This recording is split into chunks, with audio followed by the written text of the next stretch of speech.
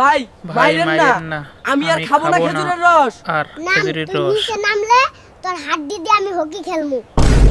আরে ভাই রস খাবি, রস খা। খাবি খা, আমার জন্য একটু কিন্তু আমার জন্য রাখ। একটুও রাখলি না। আমার খেজুর গাছ, আমি রস খাইতে পারলাম না। गजब बेइज्जती है।